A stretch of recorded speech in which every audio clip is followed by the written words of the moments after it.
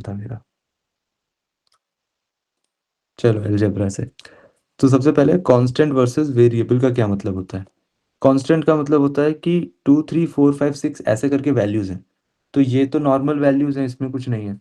To एक अपने में, 2 है, 3 है, 4 है, बट वेरिएबल्स हो जाते हैं यहाँ पे X Y Z P Q R S. यहाँ वेरिएबल का क्या मतलब है, ये जो एक्स वैल्यू है ना, इसके अंदर एक्स वैल्यू को तुम वैल्यू नहीं समझो, तुम एक तरह का बॉक्स समझो। ठीक है। तो बॉक्स में, इस बॉक्स में कुछ भी वैल्यू वैल्यू डल सकती है। मे बी 2 डल जाए, 3 डल जाए, 2.5 डल जाए, 3.5 डल जाए, 4 डल जाए, कुछ भी। इनफाइनाइट वैल्यूज, माइनस इन्फिनिटी से प्लस इन्फिनिटी तक जो भी रियल वैल्यूज हैं वो डल सकती हैं। ठीक है। सो वेरिएबल का मतलब ये होता है। तो अगर तुम्हारे पास इक्वेशन आती है x² + 3x + y, और ये वैल्यू एफ एक्स वाई दे दी है, ठीक है, फॉर एग्जाम्पल, कि फंक्शन एक है x² + 3x + y, तो उसमें x और y की कोई भी वैल्यूज हो सकती हैं। तुम कुछ कुछ वैल्यूज डालते रहोगे, x की वैल्यू 1 डाल दो, y की वैल्यू 0 डाल दो, तो तुम्हारे पास इसकी वैल्यू आ जाएगी कुछ। ठीक है, 4 आ जाएगी। ठीक, ऐसे ही तुम बहुत सारी वैल्यूज डाल डाल सकते हो। सो यहाँ पे कांस्टेंट वैल्यू और वेरिएबल में ये फर्क होता है कि वो x वैल्यू में कुछ भी, उस बॉक्स में कुछ भी जा सकता है। ठीक है, पहली चीज तो ये है। फिर अब हम लोग आगे आते हैं अरिथमेटिक प्रोग्रेशन। ठीक है, अरिथमेटिक प्रोग्रेशन क्या होता है। अरिथमेटिक प्रोग्रेशन होता है यार कि 3 दे रखा था, फिर 6 हो गया, फिर 9 हो गया, फिर 12 हो गया, 15 हो गया, 18 हो गया, 21 हो गया, 24 हो गया। सो दिस इज कॉल्ड एपी। ठीक है, एपी का क्या मतलब होता है कि इनका जो कॉमन डिफरेंस होता है ना, डिफरेंस मतलब 3 से यहाँ जंप, ये जंप, ये जंप, ये जंप, ये जंप, सारी जंप्स क्या है, कांस्टेंट होंगी, मतलब बराबर की जंप्स होंगी। पहले वैल्यू 3 थी, फिर 6 हुई, फिर 9 हुई, 12 हुई, फिर 18 हुई, तो कॉमन डिफरेंस क्या हो गया, उसको डी से डिनोट करते हैं, जिसकी वैल्यू 3 होती है। तुमने कहा अच्छी बात है।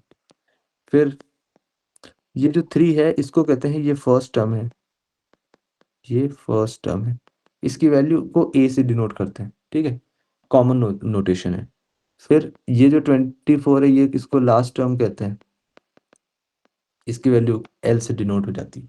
अब तुमसे कह दिया कि यार फर्स्ट टर्म ए है, डी ए है, तो तुमसे कहा फर्स्ट टर्म तो ये ए हो गया, राइट। सेकंड टर्म क्या हो गया, ए प्लस डी हो गया। थर्ड टर्म A + 2D हो गया। फोर्थ टर्म A + 3D हो गया।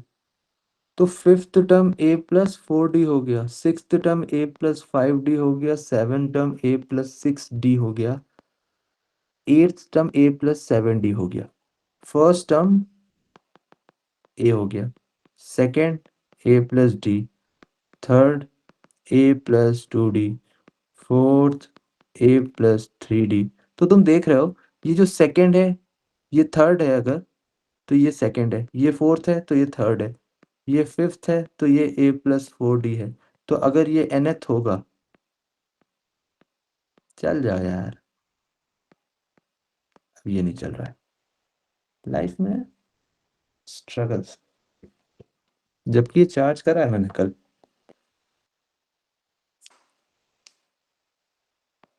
हम्म,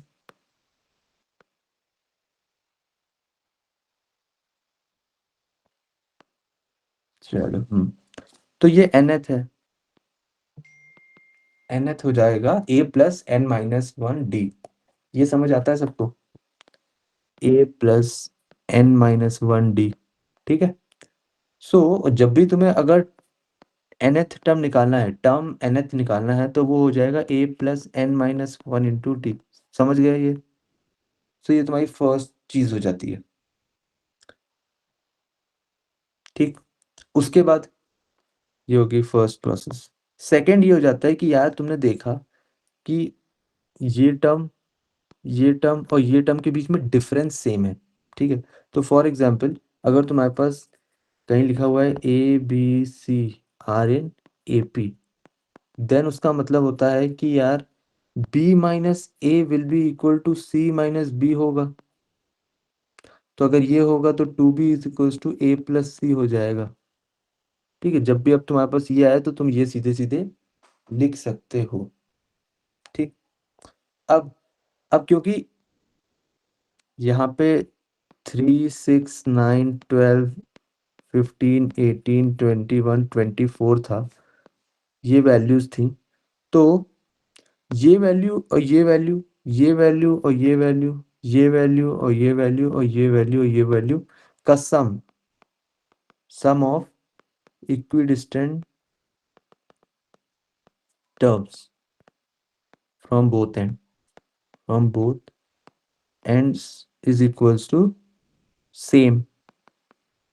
दिख भी रहा है तुमको, क्योंकि 3 और 24 कितना बना रहा है, 27, 6 और 21, 27, 9 और 18 ये और ये तो सब होते हैं इक्विडिस्टेंट। तो अगर मैं तुमसे पूछूं कि सम ऑफ ऑल क्या वैल्यूज हो जाएगा,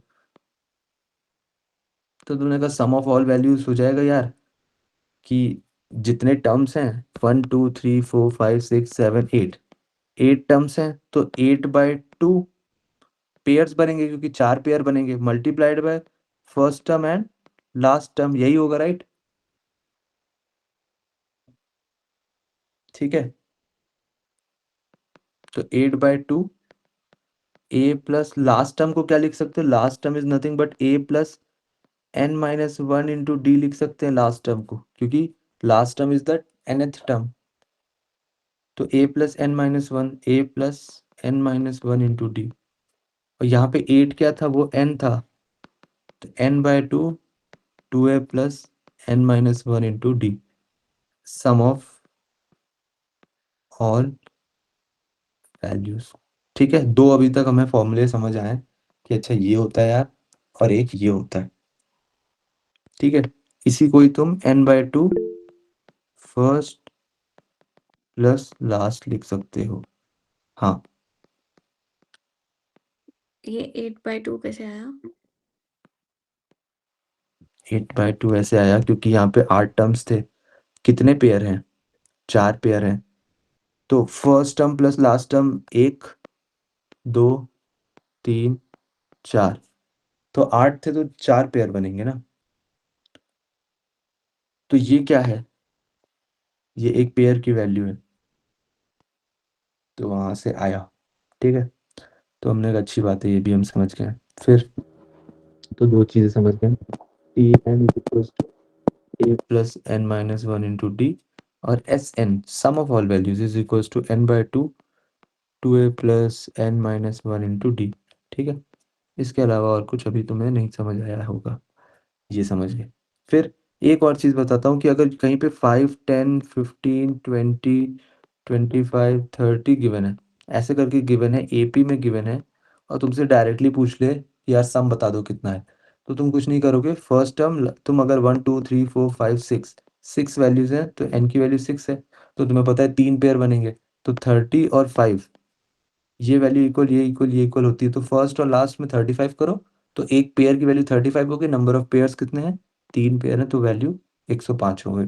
वहीं पे अगर वैल्यू 10 है, 15 है, 20 है, 25 है, 30 है, ऐसे करके दे रखा है एपी में, और तुम्हें पता है नंबर ऑफ टर्म्स 5 हैं, 5 नंबर ऑफ टर्म्स हैं, और मिडिल वैल्यू तुम्हें मिल गई है, क्योंकि मिडिल पेयर नहीं मिला है, वैल्यू मिली है, तो middle value will be multiplied by 5, ना कि n/2, क्योंकि वहां पे पेयर नहीं ले रहे हैं, इंडिविजुअल वैल्यू ले रहे हैं, तो ये सीधे सीधे 100 हो जाएगा, तुम्हें कैलकुलेट नहीं करना पड़ेगा। समझे, ये चीज़ मैंने कहीं पे कैलकुलेशन करते टाइम करी थी। ठीक है, एवरेजेस में करी थी, एवरेजेस में नहीं करी थी, कहीं और करी थी। ठीक, 10, 15, 20, 25, 30। एवरेज में ही करी थी भाई, वो 20 एवरेज होता है। चलो ठीक है, अभी समझ गई तो है। सेकंड वाली चीज एक बार दोबारा बता दो, क्या बताया आपने? मैं कह रहा हूँ एपी में होगा 10, 15, 20, 25, 30। ठीक है, तो मतलब मिडिल वैल्यू जो लोगे तुम, मिडिल वैल्यू को 5 टाइम्स कर दोगे तो आंसर आ जाएगा। क्यों ऐसा हुआ, क्योंकि देखो वो इक्वी डिस्टेंट तो हमने सीख ही रखा था, बट यहाँ पे n की वैल्यू 5 है, तो यहाँ पे सिर्फ a की वैल्यू आएगी जो अकेली रह जाएगी, क्योंकि ये तो इसके साथ, ये इसके साथ, ये 20 अपना रह जाएगा, तो 20 is nothing but average of that particular number series. So average of that particular number series multiplied by 5 number of terms will give you total sum of all the values. ठीक है, तो ये भी चीज हमें समझ गए। और आगे आ जाते हैं।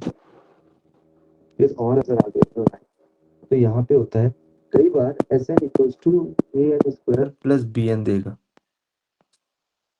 ठीक है, और तुमसे कहेगा कि तुमसे ये दे देगा, तुमसे कह देगा कि टर्म 3 और टर्म 2 की वैल्यूज निकाल दो। ठीक है, ये बहुत बार क्वेश्चन आया हुआ है कैट में। तो टी एन कैसे निकलता है? अगर तुम्हें सम इसकी दे दी, अगर मैं तुमसे कहूँ कि 1 2 3 4 5 6 7 8, मैं कहूँ सम ऑफ 6 टर्म्स तुम्हें पता है कितना होता है? ये 10 15 21, और सम ऑफ 5 टर्म्स तुम्हें पता है विच इज 15। तो क्या तुम T6 निकाल सकते हो? 6th टर्म निकाल सकते हो?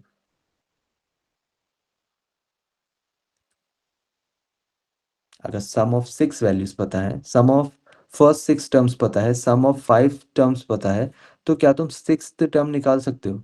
क्योंकि उनको माइनस करना ही पड़ेगा। क्योंकि ये वैल्यू कैसे आएगी? ये जो एरो है इसको इससे माइनस करोगे।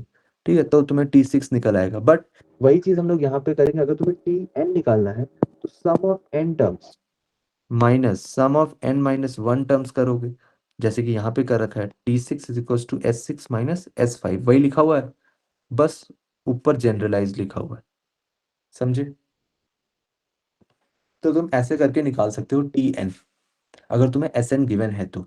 ठीक है, फॉर एग्जाम्पल अगर s की value 8x square plus 9x है, तुमसे मैं पूछूं कि यार फाइंड T6, तो इसकी वैल्यू निकालो।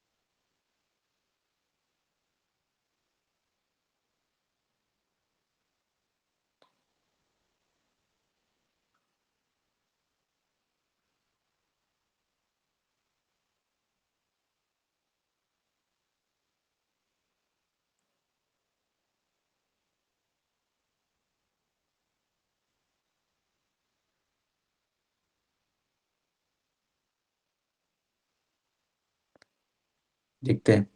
एस एक्स की वैल्यू दे रखी है 8x स्क्वायर प्लस 9x। इसका मतलब क्या होता है यार? इसका मतलब ये होता है कि अगर S1 निकालूंगा तो x की जगह 1 रखूंगा, तो 8 इंटू 1 प्लस 9 इंटू 1 इज 17 आता है। फिर S2 निकालूंगा तो x की जगह 2 रखूंगा, तो 8 into 4 32 plus 9 into 2 is 18, 18 plus 32 is 50। S3 निकालूंगा तो 3 डालूंगा, उसमें 3 डालूंगा तो ये कितना हो जाएगा? 9 into 8, 8 9 times is 72, 72 plus 9 into 3 is 27, 72 79 99 हो जाएगा। ठीक है, ये समझ रहे हो क्या बोल रहा हूँ? S4 की वैल्यू निकालूंगा तो कितना आ जाएगा? 4। अब x की जगह 4 रखोगे तो 8 इंटू 16 प्लस 9 इंटू 4, 8 8 64 128, 128 प्लस 9 4 36, तो 36 134 164। ठीक है, समझ आ रहा है क्या हुआ है हो रहा है? फिर इसकी वैल्यू का डिफरेंस कितना आता है? 323। इसकी वैल्यू का डिफरेंस कितना आता है? 49। इसकी वैल्यू का डिफरेंस कितना आता है? 65। इसकी वैल्यू का डिफरेंस है 626। इसकी वैल्यू का डिफरेंस है 16 हो गया। अरे यार 1 17 2 4 32 32 plus 18 53 39 9 9 72 plus 9 3 is 27, 72 plus 27 is 99, फिर 4 9 4 36 and 4 4 16 into 8 is 120 to 130 1 164 164 ऐसे दिखा तो मुझे दिखेगा ही नहीं। T6 की वैल्यू S6 माइनस S5 होगी, ये समझ आता है। तो अगर ये है तो S6 की वैल्यू क्या होगी, 8 multiplied by 36 plus 9 multiplied by 6, ठीक है।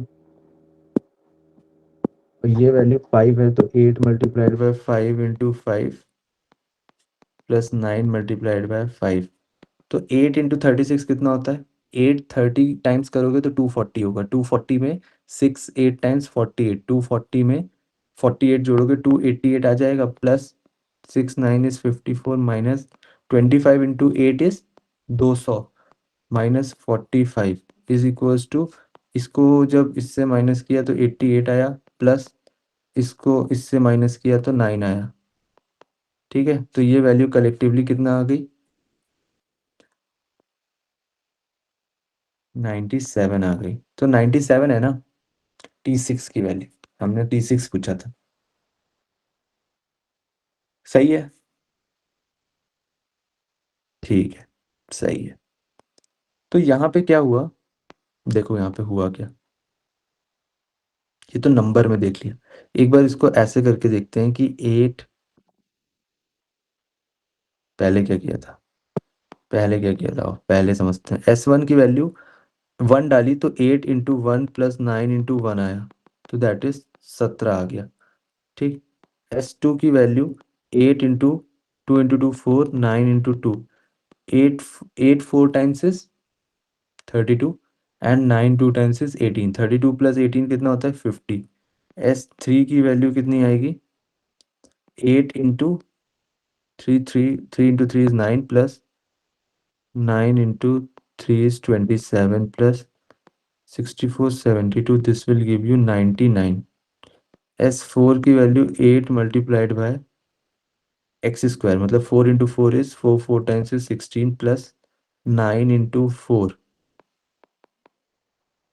This will give you 80 plus 48, 80 plus 48 is 128 plus 9 4 is 36, 6 इसमें देंगे 134 164 ही आ रहा है, ओके। क्यों, तो जब हम T2 निकालेंगे यहाँ पे S2 माइनस TS1 की वैल्यू आ जाएगी, अच्छा हाँ यार क्या करता हूँ मैं भी, तो 323, ये वैल्यू कितनी हो जाएगी, दोनों का डिफरेंस अगर निकालेंगे तो 3 और 33, ठीक है। इन दोनों वैल्यूज का डिफरेंस निकालेंगे तो हमें T3 पता चलेगा विच इज व्हाट 49, इसका और इसका डिफरेंस निकालेंगे तो हमें T4 पता चलेगा विच इज 65। तो T2 T3 T4 देखें अगर, तो इसका इस 33 था 49 हो गया, 33 था 49 हो गया, कितने का जंप है यार, 16 का जंप है, और अब कितने का जंप है, 16 का जंप है, राइट। तो हमें देखा 16 का जंप है, बट पहले वाले केस में कितने का जंप है यार, पहले वाले केस में कितने का जंप है, क्योंकि T1 की वैल्यू S1 अगर मैं तुमसे पूछूं चाहे T1 पूछूं तो बात तो सेम ही है, ठीक है। तो ये 16 ही है, तो पहले भी मैं सही कर रहा था, ठीक है। तो T1 की वैल्यू 17 है, T1 की वैल्यू 17 है, फिर 33 हुई, फिर कितनी हो गई 49 हो गई, 65 हो गई। तो ये क्या है, ये एपी में जा रहा है, राइट, टर्म एपी में जा रहा है। तो हमें कैसे पता चलेगा कौन सी चीज एपी में जा रही है, कौन सी चीज एपी में नहीं जा रही है। देखो यहाँ पे एक जनरल चीज बता देता हूँ कि जब भी एस एन की वैल्यू तुम्हें A N square plus B N दे रखा हो, तो ये हमेशा एपी फॉर्मेशन है, एपी सीरीज है, ठीक है। अगर एस एन की वैल्यू ऐसे दे रखी हो बी वाला है कि अगर एस एन की value A N square plus B N plus C तरह से दे रखी है, तो ये ए पी है बट फ्रॉम सेकेंड टर्म। ठीक। दूसरा है कि एस एन की value A N square plus C दे रखी है, यहाँ पे बी एन नहीं है, तो ये ए पी नहीं है, नॉट ए पी है। ठीक। समझ रहे हो क्या बोल रहा हूँ? तो तुम्हें सिर्फ एस एन देगा, बट ये जो T N equals to S N minus one है, दिस इज यूज्ड यूनिवर्सली। अगर एस एन को मैं यहाँ पे 3x की पावर 4 प्लस 1 बाय एक्स भी लिख दूं, तब भी ये जो है तुम तब भी निकाल सकते हो। समझे? उसके लिए जरूरी नहीं कि वो एपी में ही हो कंडीशन, तो ये चीज यूनिवर्सली होगी। समझे क्या बोला? हर जगह यूज होगी ये चीज।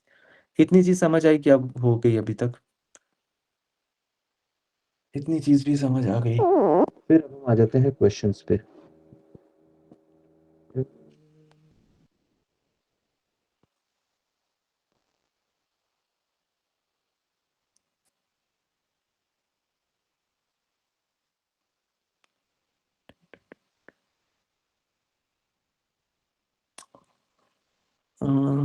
एक मिनट, कहाँ पे रख दिया मैंने वो? एक मिनट दो।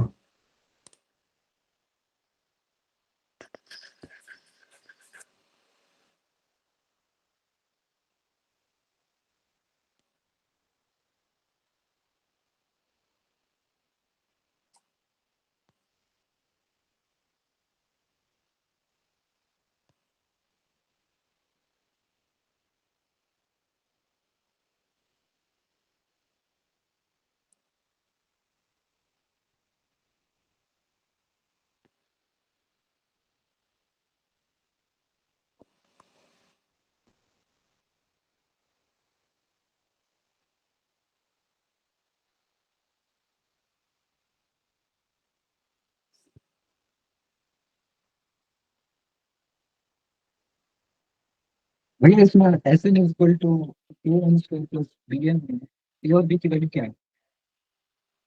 ए और बी या कोफिशिएंट है, कुछ भी वैल्यूज हो सकती है वो। क्वेश्चन में गिवन होगा। हाँ हाँ।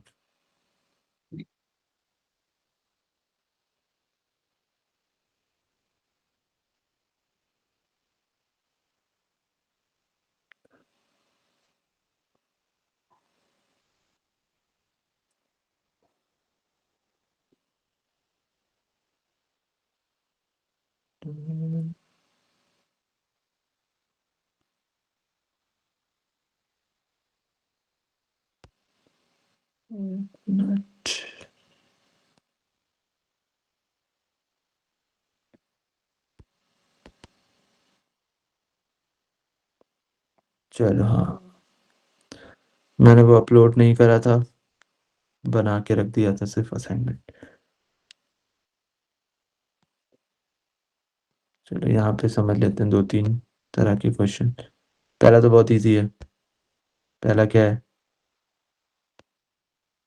पहला है कि 25th टर्म बताना है of A, 25th term of an AP is 50, find the sum of 49 terms of the AP. अगर कोई 1 2 3 4 ऐसे ऐसे करके 24, फिर 25th टर्म दे दे और फिर रिमेनिंग के 24 टर्म्स दे दे, तो तुम्हें एपी में दे दे, तो तुम क्या लगाओगे?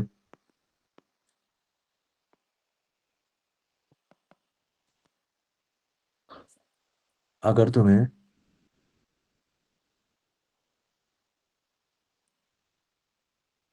फर्स्ट 24 टर्म्स दे दे और लास्ट मतलब 25th टर्म उठा के दे दे, और उसके पहले 24 हो उसके आगे 24 हो, तो 24 पेयर्स बन जाएंगे हमारे पास। ये समझ आता है? आगे पीछे, और एक वैल्यू अलग से रह जाएगी, तो वो जो अलग से रह जाएगी, तो ये तो n इक्वल्स टू ऑड वाला सिनेरियो है। n इक्वल्स टू ऑड वाला सिनेरियो है, तो मतलब ये जो मिडिल वैल्यू होगी 50, तो इसी से हम मल्टीप्लाई कर देंगे जो नंबर ऑफ टोटल वैल्यूज से। राइट? जैसे उधर करा था 20 मल्टीप्लाइड बाय 5, 100 आया था वो। तो ये 50 मल्टीप्लाइड बाय 49 कितना हो जाएगा? ये 2450 हो जाएगा। ठीक है, फिर आता है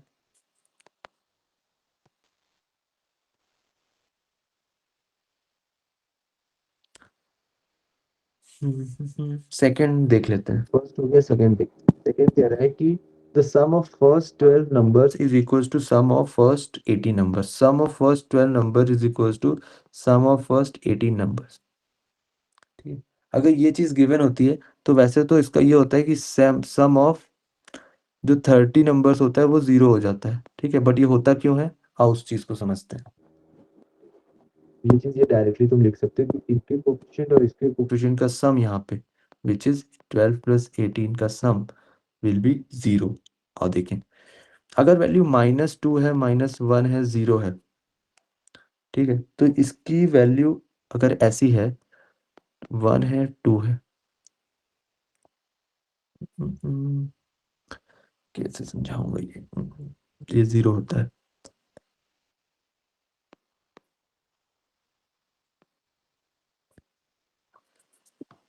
-7, -6, -5, -4, -3, -2, -1, 0।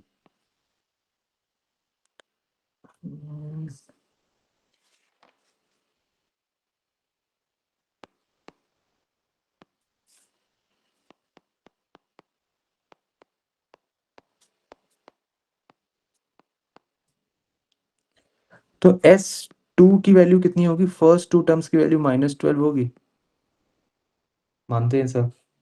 और S6 की वैल्यू कितनी होगी? 1 2 3 4 5 6 की वैल्यू कितनी होगी?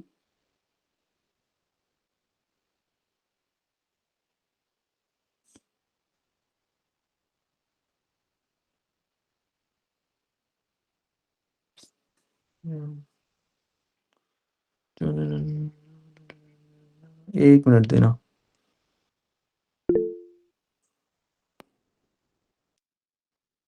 हाँ अक्षय, भाई इसमें ऐसे कर सकते हैं कि जैसे कि T13 to 18 जो होगी वो हमें इसको देख के समझ में आ रहा है कि 0 होगी। T13 to 18 कहाँ है? भाई क्योंकि अगर S12 का सम S18 के बराबर है तो उसके मतलब 12 टर्म के बाद जो भी टर्म्स होंगी वो 0 होंगी। हम्म और भाई अगर S30 फाइंड करना है तो मतलब T13 plus T18 divide by 2 equals to S30 हो जाएगा। ओ एवरेज ऑफ S30 हो जाएगा।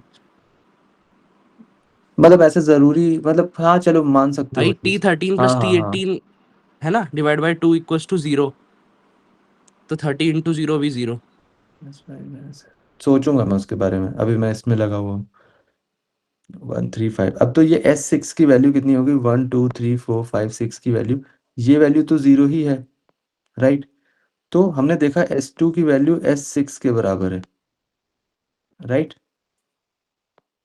S2 की वैल्यू S6 के बराबर है, तो S8 की वैल्यू क्या हो जाएगी?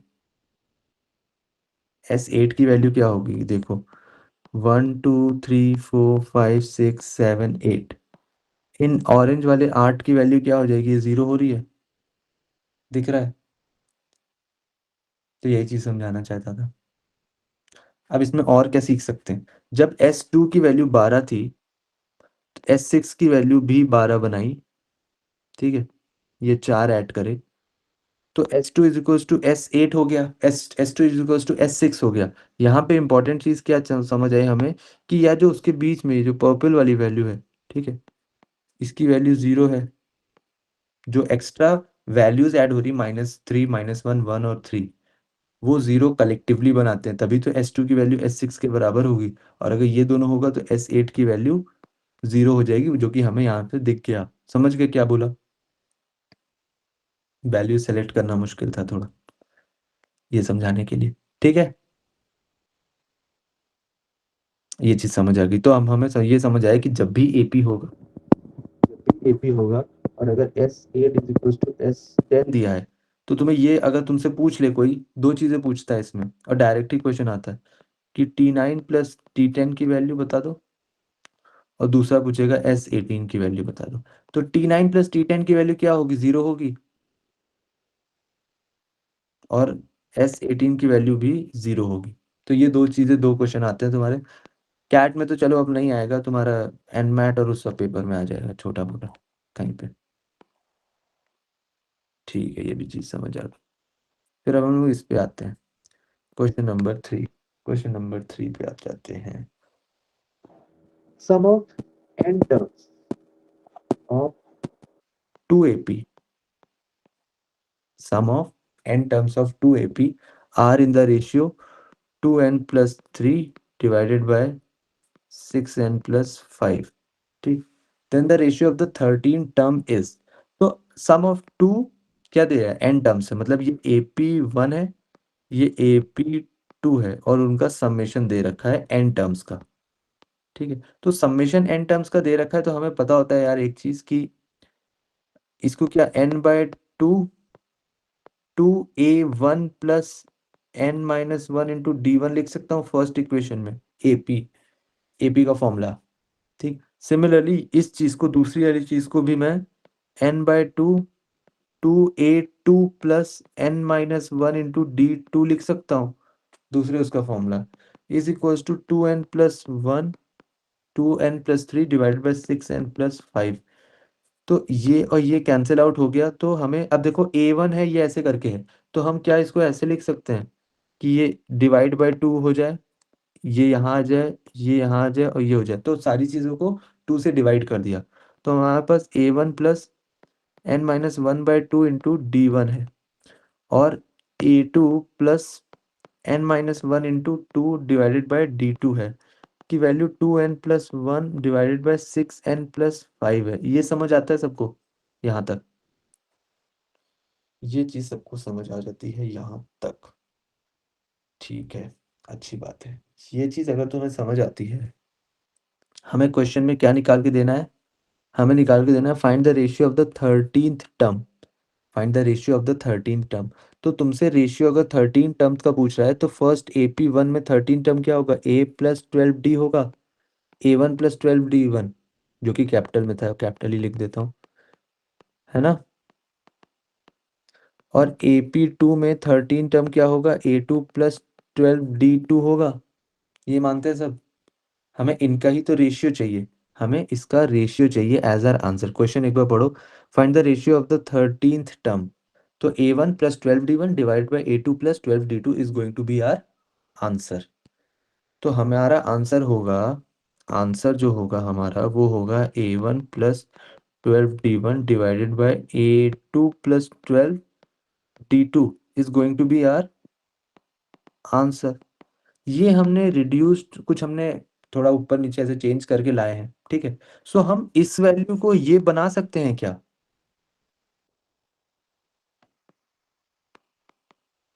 अगर हम ये जो 12 है इसको इसके बराबर कर दें, तो वही बात हो जाएगी, क्योंकि ये वाला 12 भी तो इसके बराबर हो जाएगा। मतलब कहने की बात यह है कि 12 की वैल्यू n-1/2 ले लें, तो अगर लेफ्ट हैंड साइड पे कर ले तो लेफ्ट हैंड साइड का ये बन जाएगा, और अगर लेफ्ट हैंड साइड ये बना है तो n की वैल्यू कितनी है, 25 है। तो राइट हैंड साइड पे भी वही सेम वैल्यू डालनी पड़ेगी, क्योंकि वो किसी के तो इक्वल है, this value is equal to something. तो अगर हमने लेफ्ट हैंड साइड पे n की वैल्यू 25 डाली, तो हमारे पास ये आ गया। राइट हैंड साइड पे 25 डालेंगे, तो ये 53 divided by 6 into 5 is 6 into 25 is 155, ऐसे हो जाएगा, ठीक। So this is going to be your answer, 53 divided by 55। करा क्या, फिर से समझाता हूँ, फिर से समझो। देखो, हमें पता था कि क्वेश्चन दे रखा था sum of n terms of two arithmetic, समझ गए हो कि समझाऊं फिर से?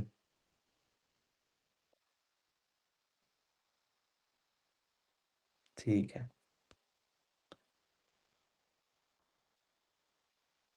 अच्छा ये वाला पोर्शन आ जाता है। लास्ट में हमसे कह रहा है कि भाई मुझे रेशियो जानना है, क्वेश्चन भी देख लो एक बार। Find the ratio of the 13th term, find ratio of 13th term. तो तुमने कहा 13th टर्म का रेशियो निकालना है, तो 13 टर्म क्या होगा, A1 प्लस 12D1 होगा 13 टर्म फर्स्ट वाले से, और दूसरे वाले से A2 प्लस 12D2 होगा, राइट।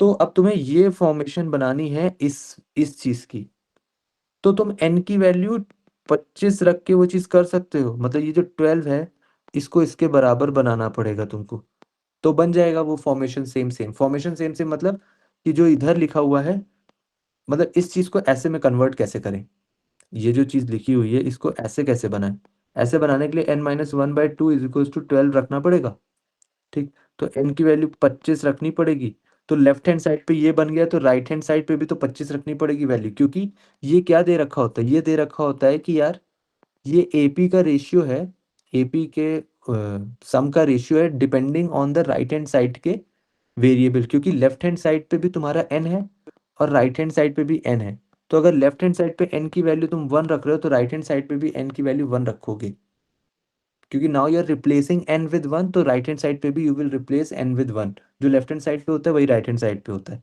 तो उसके बेसिस पे n की वैल्यू 25 है, तो 2 into 25 plus 3 divided by 6 into 25 plus 5, 53 divided by 155। तो देखो ये तो कहानी हो गई इतनी सारी, तो इतना तुम करोगे नहीं हर बार, तुम क्या करोगे, ये फर्स्ट टाइम बताने के लिए था, तुम क्या करोगे जब भी तुम्हें ऐसे रेशियो गिवन होगा, ठीक है, and Tn is asked, then n is equals to 2m minus 1, ये क्या कर दिया, Sn रेशियो हमें गिवन था, क्या रेशियो था, रेशियो था 2n प्लस 3 इज इक्वल, दे रखा था 2n plus 3 divided by 6n plus 5, Sn ratio given था, T13 बताना था, T13 बताना था, तो ये m ले लो, ठीक है, तो n की वैल्यू कितनी हो गई 25, इसको सीधे सीधे यहाँ पे पुट कर देना, नहीं समझ आ रहा कुछ भी, ठीक, ये तुम्हारा शॉर्टकट हो जाएगा, तो एक बार कर लिया पहले मेथड से, दूसरी बार कर लिया पहले मेथड से, फिर तीसरी बार ऐसे कर लिया, समझ गए। तो अब दूसरी भी तो कंडीशन हो सकती है, दूसरी कंडीशन हो सकती है कि ये Tn, लास्ट वाला पार्ट समझ नहीं आया।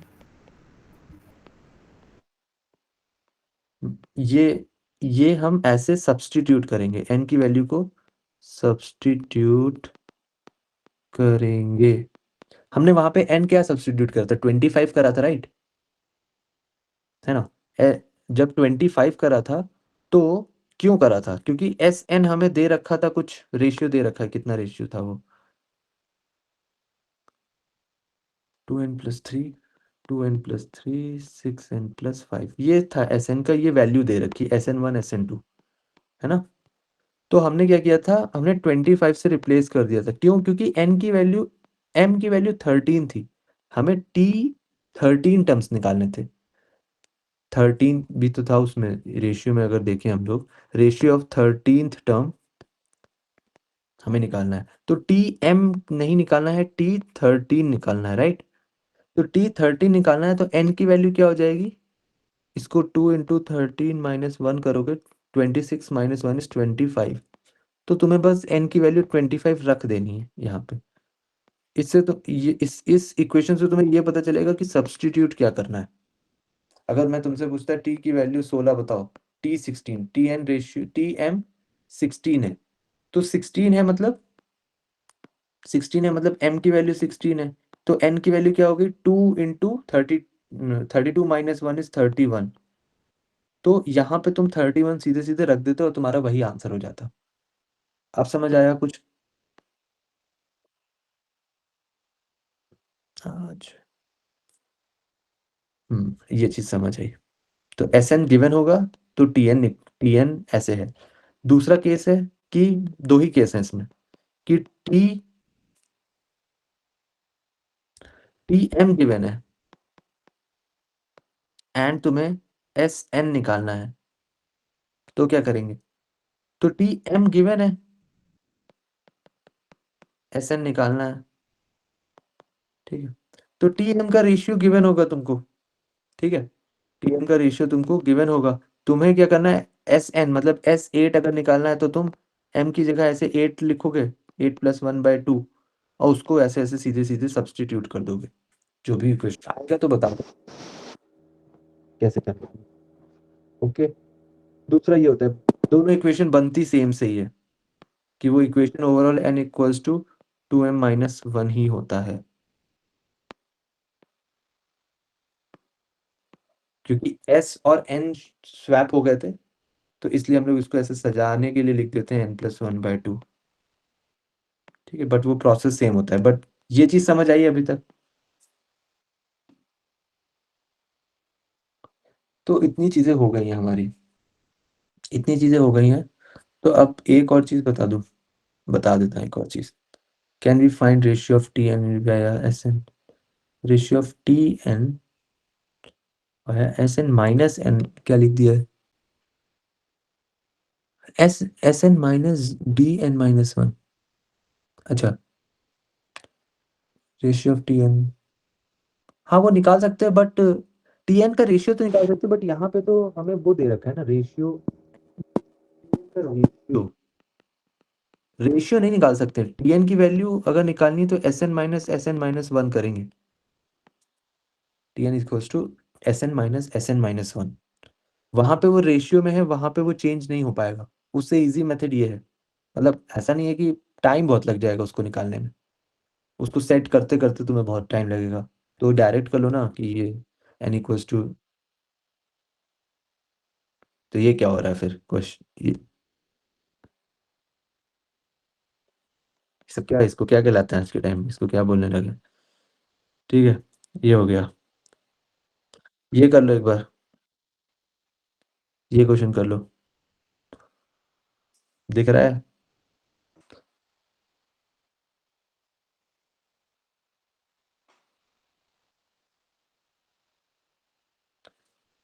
आंसर क्या है इसका?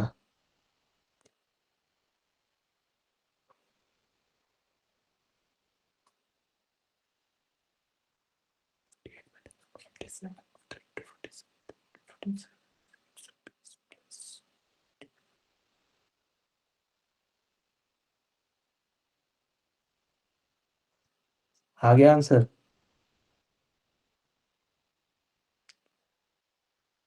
हाफ होगा इसका आंसर। तो अगर तुम्हारी कैलकुलेशन प्रो है तो तुम शायद ओरल भी करके निकल जाओ। ठीक है, क्योंकि वो 24 2m-1 था तो 47 हो गया। 3n-13 कितना होगा? 3 × 47 कितना होता है? 141। 141 -13 कर दो, 128 डिवाइडेड बाय 5 × 47। 5 × 47 कितना होता है? 5 × 40 + 7 मतलब 235। 235, 236, 256, तो ऊपर 128, नीचे 256, तो डिवाइड कर दिया तो हाफ आ गया। आई होप तुम लोग भी इसी तरीके से कैलकुलेशन कर रहे हो। ठीक है, नहीं कर रहे हो तो फिर प्रॉब्लम हो जाएगी, फिर पढ़ाने का क्या फायदा है अगर करना ही वही था तो। ठीक है, ये भी हो गया।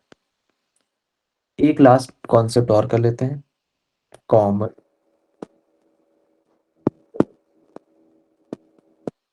फिर एक रिकैप करेंगे, फिर इसको एंड करेंगे।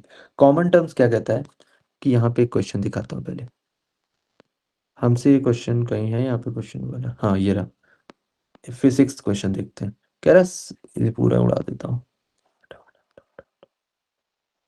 कह रहा है तुमसे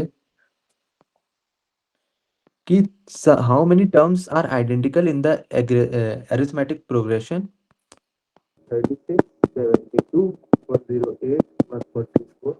तुम्हें दिख रहा है 48, 96, 144, ऐसे कर करके 192। तो ये एक एपी चल रही है, ठीक है, और एक ये भी एपी चल रही है, AP1, AP2। तो इसमें कह रहा है कि how many terms are identical in the arithmetic progression.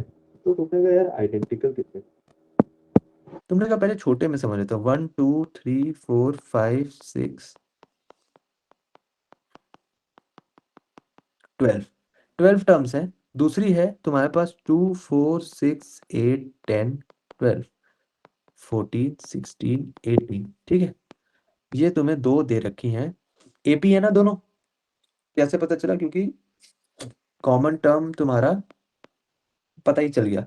तो इसमें हमसे पूछ रहा है आइडेंटिकल कौन से, तो तुमने कहा यार 2 है, 2 है, 4 है, 4 है, 6 है, 6 है, 8 है, 8 है, फिर 10 है, 10 है, 12 है, 12 है। ठीक, so these are 1 2 3 4 5 6 terms are common, right. तो तुमने क्या देखा, तुमने देखा यार कि फर्स्ट टर्म आइडेंटिफाई करो, first term, first common term देखो, ठीक है। फिर क्या हो रहा है, हम ले रहे हैं, ये देखो इसमें इसका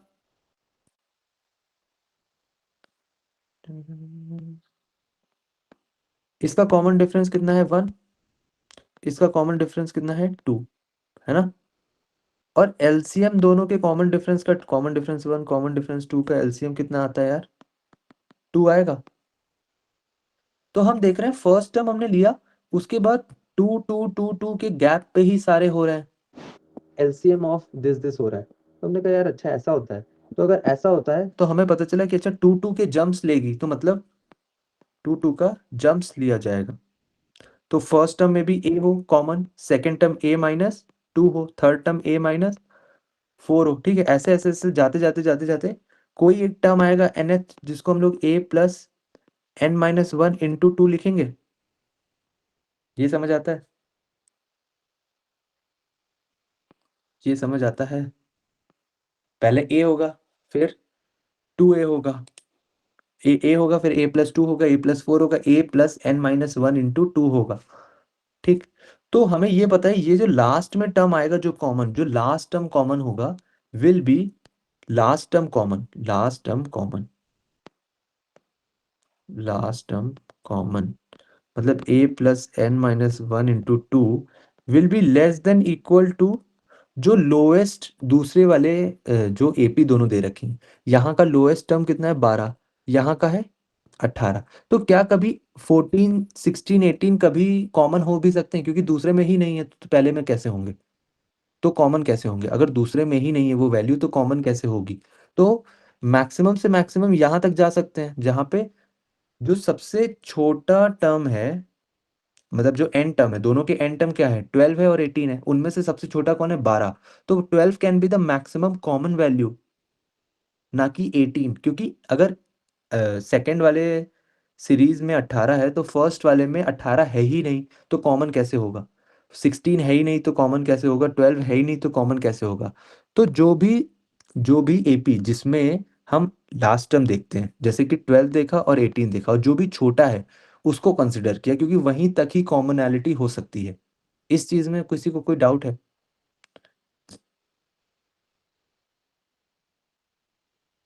ठीक है, तो अगर कॉमन वहीं तक ही हो सकता है जहां तक लास्ट टर्म होता है, लास्ट टर्म सबसे छोटा वाला लास्ट टर्म, तो तुमने कहा कि ये जो निकाल के ला रहे हैं a plus n minus 1 into 2, this should be less than equal to the lowest last term, या तो बराबर हो जाएगा ये वाला टर्म, या तो उससे कम होगा लोएस्ट लास्ट टर्म। तो तुमने कहा a plus n minus 1 into this will be less than equals to lowest last term. समझे क्या बोला ये मैंने? सबको समझ आया है?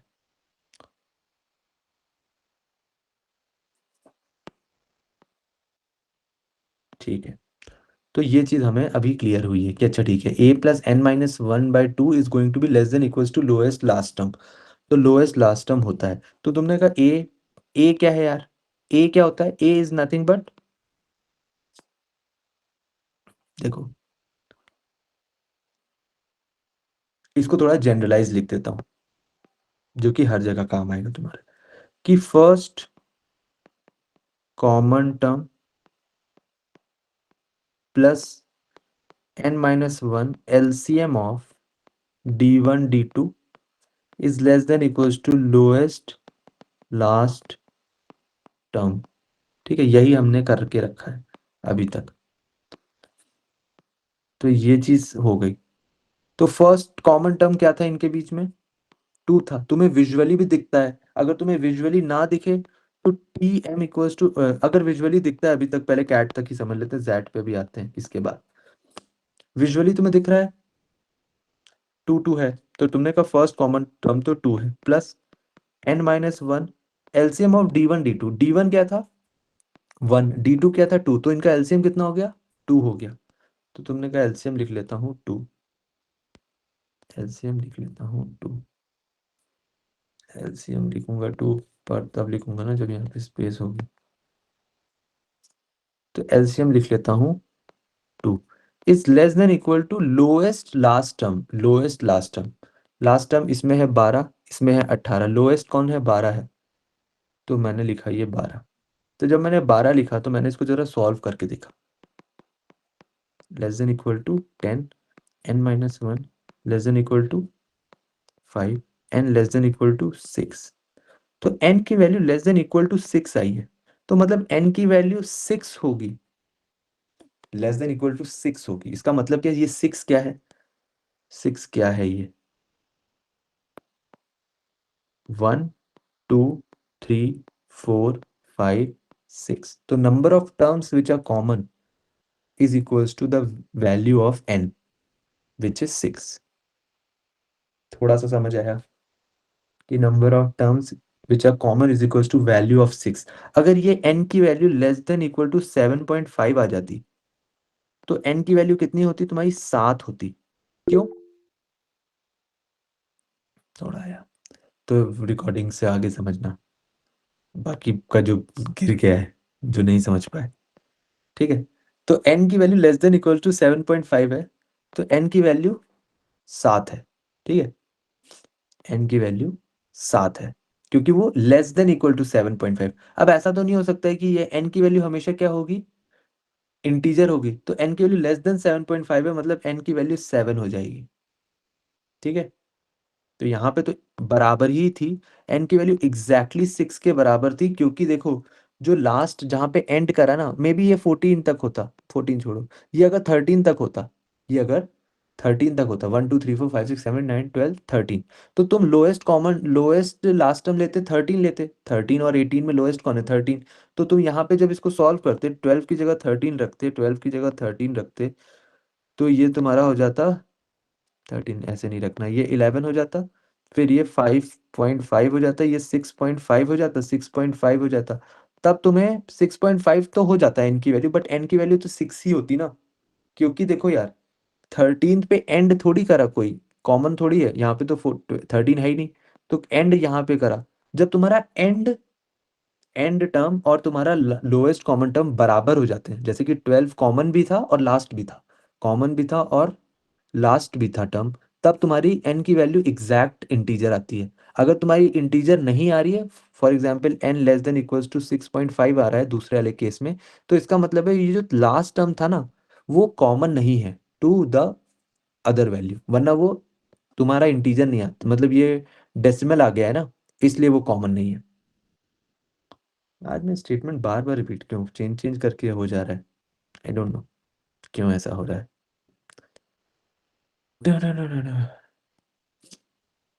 ठीक, समझे,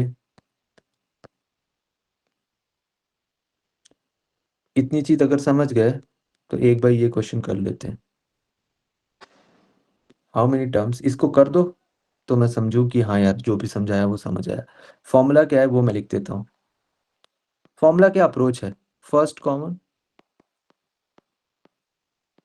common term plus n-1 into LCM of d1 d2 is less than equals to lowest common lowest last term, ठीक।